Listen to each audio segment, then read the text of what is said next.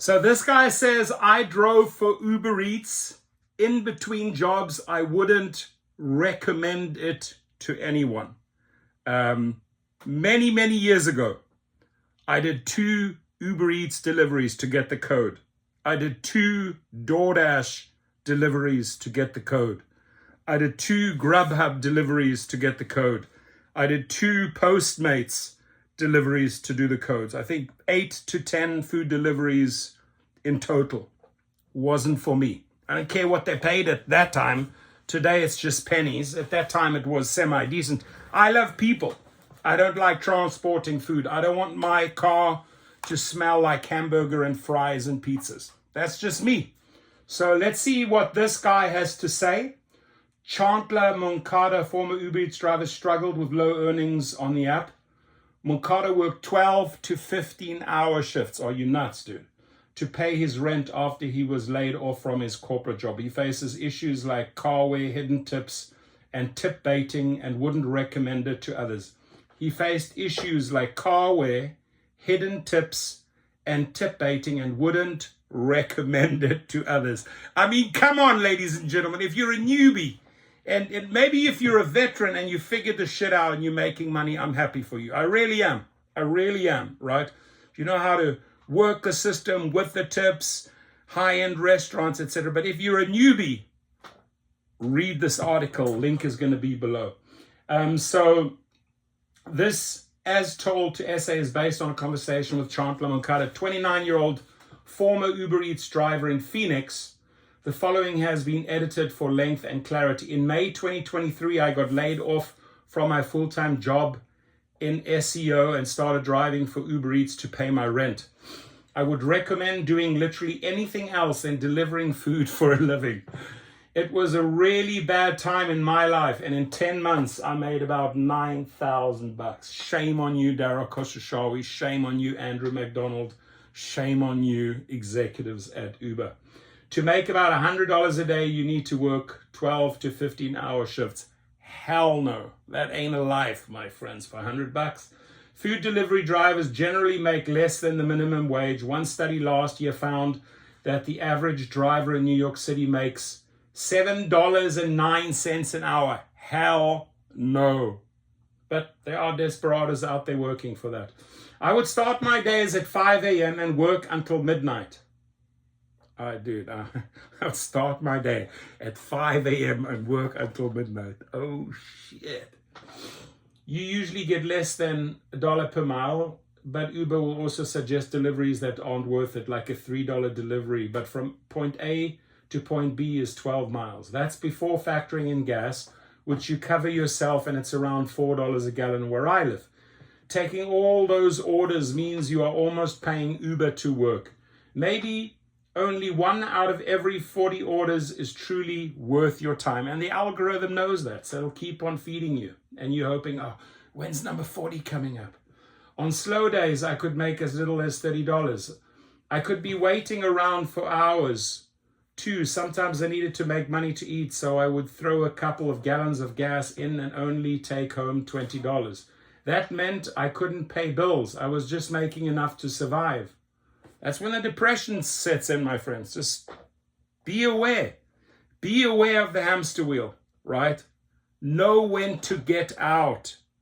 When this dries up, you got to walk, my friends. You got to walk, right? Because I hate to say it, but the money that they paying, shit. That meant I couldn't pay bills. I was just making enough to survive. Fortunately, I had a good support system of friends to fall back on. If it wasn't for them, I would have been sleeping in my car.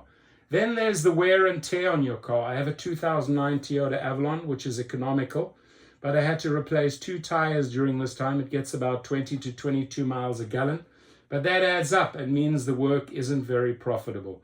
Your car insurance also goes up when you drive for Uber Eats. My insurance was with Progressive, and they charge an extra fee. It's not a lot, but it can hurt when you're making so little.